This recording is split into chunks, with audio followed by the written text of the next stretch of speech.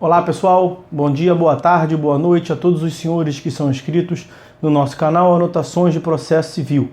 Se você ainda não é, eu sou o professor Arthur Vieira e depois que eu concluí o meu doutorado em Direito Processual, eu resolvi me dedicar a esses veículos de comunicação para que eu pudesse transmitir aos senhores conhecimento jurídico de qualidade e de forma gratuita. Aqui eu vou pontuar o meu e-mail de contato para que eventuais interessados possam estabelecer um contato mais direto. Inclusive, nós podemos eventualmente considerar a hipótese de publicar um artigo científico em conjunto, tá certo? Bom, gostaria de pontuar também com os senhores o nosso canal no YouTube. Se você ainda não é inscrito, basta clicar no ícone do livro que fica no canto inferior do vídeo para que você se inscreva. Sugiro também que você clique no ícone do sininho para que você possa ativar as notificações dos vídeos que são constantemente disponibilizados por aqui.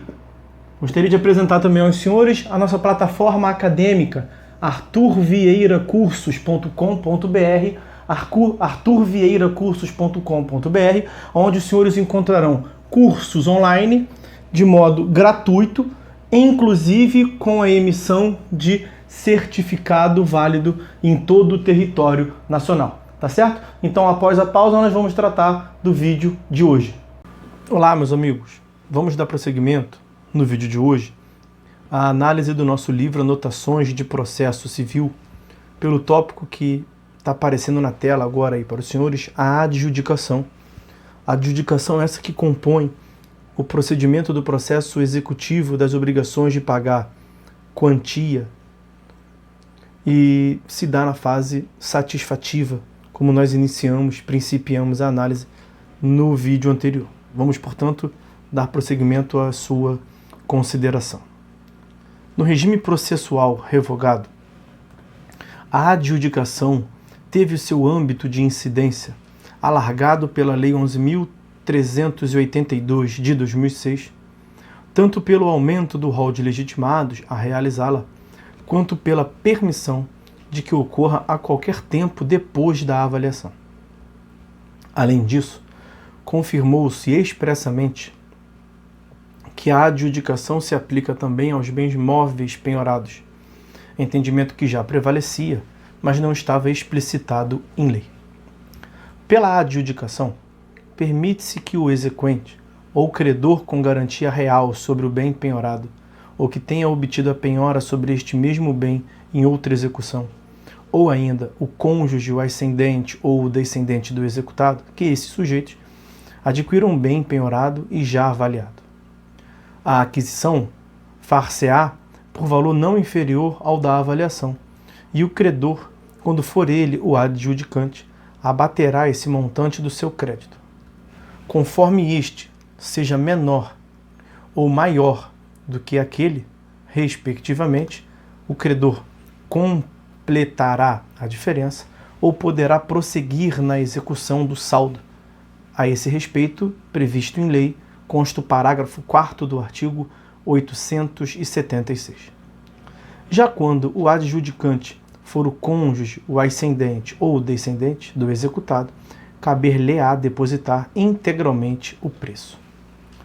A adjudicação, portanto, é ato de expropriação executiva, em que o bem penhorado se transfere in natura para o credor, ou é adquirido por determinadas pessoas que têm vínculo familiar ou matrimonial com o devedor. Desta noção, devem ser ressaltados os seguintes aspectos. Primeiro aspecto: a adjudicação é ato executivo, pois ocorre necessariamente dentro da execução. Quando realizada pelo credor, há a transferência direta do bem penhorado do patrimônio do devedor para o seu. O próprio bem penhorado é transferido in natura e não a quantia monetária obtida com a alienação desse bem. Quarta e última consideração a respeito da adjudicação é que a transferência se dá fora do incidente de arrematação.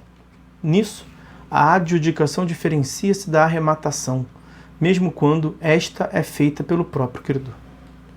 Antes da Lei 11.382 de 2006, o artigo 714 do Código de Processo Civil de 73 que então estabelecia o cabimento da adjudicação, transmitia a impressão de que apenas bens imóveis poderiam ser adjudicados. Mas o inciso 2º do artigo 708 do CPC revogado, de 73 ainda, ao tratar da adjudicação, mencionava genericamente bens penhorados, não limitando-a aos imóveis, razão pela qual a grande maioria dos autores e os julgados reputavam-na também aplicável aos bens móveis. Este entendimento fundava-se ainda em 2 argumentos.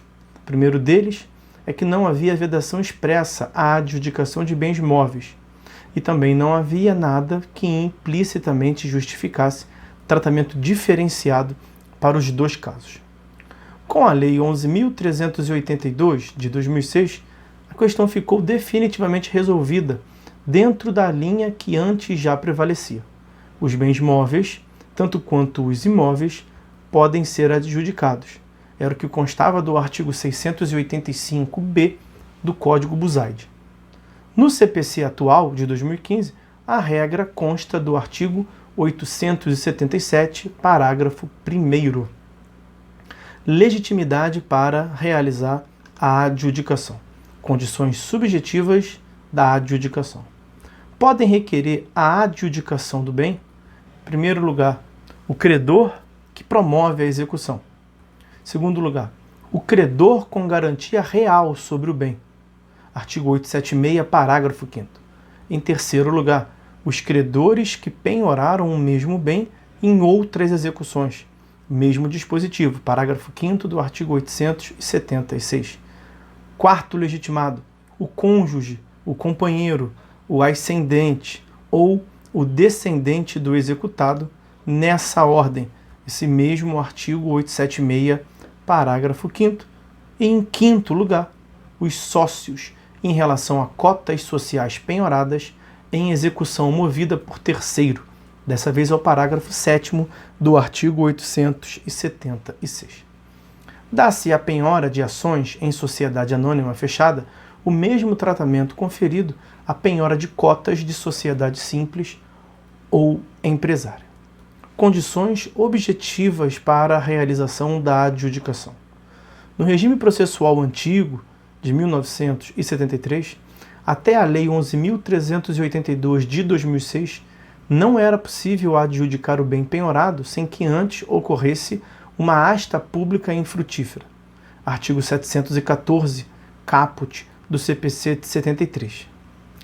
Ele dizia, finda a praça sem lançador, era essa parte que interessava.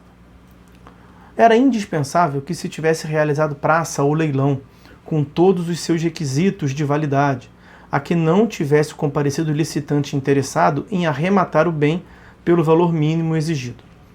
Ainda no Código de 73, com o advento da Lei 11.382 de 2006, tornou-se possível a adjudicação a qualquer tempo, depois de penhorado e avaliado o bem, bastando que no momento de sua realização não estejam pendentes embargos de executado com efeito suspensivo. Como não é só o exequente que pode adjudicar, mas também outras pessoas, já falamos, credores dotados de garantia real sobre o bem ou que o tenha penhorado em outras execuções, cônjuge, ascendente e descendente, pode surgir um concurso, licitação de interessados na adjudicação. Artigo 876, parágrafo 6º. Adotar-se-ão os seguintes critérios para dirimir esse concurso, essa licitação incidental. Em primeiro lugar, terá preferência quem oferecer maior valor ao bem. Artigo 876, parágrafo 6º. Segunda consideração. Havendo igualdade de ofertas, a preferência caberá primeiramente ao cônjuge, ao descendente ou ao ascendente, nessa ordem.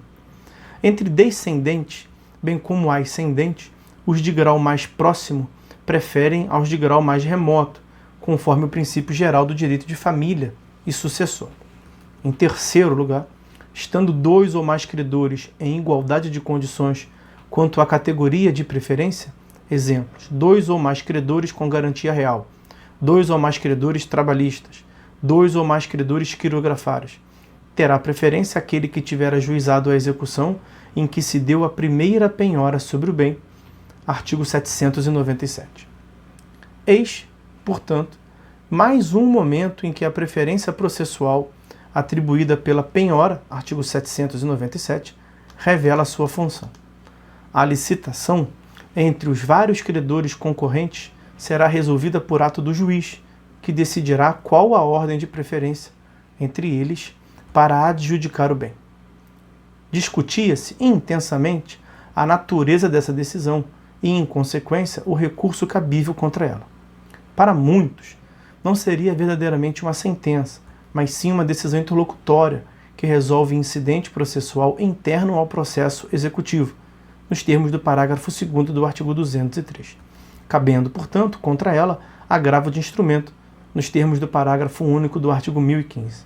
Outros, levando em conta a letra da lei então vigente, afirmavam que se trataria de sentença, que resolveria o mérito de um processo incidental ao processo executivo, cujo específico objeto seria o concurso de credores. Para estes, o ato seria apelável, artigo 1009. Enquanto a primeira orientação parecia prevalecer na doutrina, a segunda concepção era por vezes adotada pelos tribunais. A controvérsia era tanta que há acórdãos que aplicam a essa hipótese o princípio da fungibilidade recursal, admitindo a apelação ou agravo. A Lei 11.382, de 2006, não apenas revogou a disposição que aludia à sentença, como já dito, como ainda no artigo 685-A, parágrafo 5º, que acrescentou ao Código de Processo Civil de 1973, referiu-se ao juiz decidir eventuais questões. Diante disso, agora deve definitivamente prevalecer a orientação que mesmo antes já parecia a mais acertada. O ato judicial é mesmo decisão interlocutória, pois apenas resolve incidentalmente uma questão interna ao processo. Essa foi a orientação que foi mantida no Código de Processo Civil atual, vigente, o de 2015, em seu artigo 877. Não se pode adjudicar por valor inferior ao da avaliação, como consta do caput do artigo 876. Não é necessário o credor depositar o valor ofertado pelo bem. Abate-se a importância ofertada do próprio crédito que tem o adjudicante junto ao devedor. Quando, porém, o valor da adjudicação for superior ao valor do crédito, deve ser depositada a diferença de imediato pelo exequente. Parágrafo 4º do artigo 876. Vimos que a arrematação do bem em execução não extingue a garantia anterior à penhora que outro credor titulariza sobre o bem. Naquele caso, o credor hipotecário ou pignoratício, se foi devidamente intimado da asta, terá sua garantia transferida para o valor obtido com a arrematação. Trata-se, portanto, de uma subrogação. Se não foi intimado, escolherá entre pedir a anulação da arrematação ou manter seu direito real de garantia sobre o bem, mesmo depois de arrematado. O mesmo se passa quando a adjudicação é feita por outrem que não aquele credor que detém a garantia real sobre o bem. Se o credor com garantia real não foi intimado do pedido de adjudicação formulado por outro legitimado e, em consequência, não pôde participar da adjudicação, terá as mesmas duas alternativas acima indicadas. Se foi intimado e não se interessou por adjudicar ou não venceu o concurso entre interessados em adjudicar, de duas uma. Ou o adjudicante, mesmo que seja credor do executado, deposita todo o valor pelo qual ele realiza a adjudicação, e nesse caso a garantia recairá sobre o direito depositado, ou, sendo o adjudicante credor do executado, caso opte por abater o seu crédito do preço da adjudicação, a hipoteca continuará incidindo sobre o bem, apesar de adjudicado. Último tópico sobre a adjudicação: a documentação da adjudicação. São as condições formais da adjudicação. Havendo um único pretendente, ou uma vez resolvido o concurso entre os interessados, a adjudicação será deferida por decisão do juiz e imediatamente será lavrado auto de adjudicação, como se vê do artigo 877, com o que se aperfeiçoará este ato expropriatório, como consta do parágrafo 1º desse artigo 877. Lavrado o auto, a adjudicação está aperfeiçoada e é, em princípio, irretratável. O Código de Processo Civil de 2015 extingue a figura dos embargos à arrematação e à adjudicação, ou embargos segunda fase, e determinou que eventuais defeitos na alienação judicial e na adjudicação poderão ser arguidos nos próprios autos do procedimento executivo em até 10 dias após o aperfeiçoamento da arrematação ou depois desse prazo mediante ação autônoma. Vejam a esse respeito o artigo 903. Além do auto, quando o bem for imóvel, terá de ser expedida carta de adjudicação, que conterá, basicamente, os mesmos elementos exigidos para a carta de arrematação: descrição do imóvel com remissão à sua matrícula e registro, cópia do auto de adjudicação e a prova de quitação do imposto de transmissão. Parágrafo 2º do artigo 877. A carta servirá de título para a inscrição da transferência da propriedade do imóvel no registro imobiliário. Então, meus amigos, com isso a gente conclui a análise da adjudicação. Vamos ficando por aqui. No próximo vídeo nós vamos começar o estudo, como está destacado agora para os senhores na tela, da alienação do bem penhorado. Então, meus amigos, é isso. Fiquem todos com Deus e até uma próxima.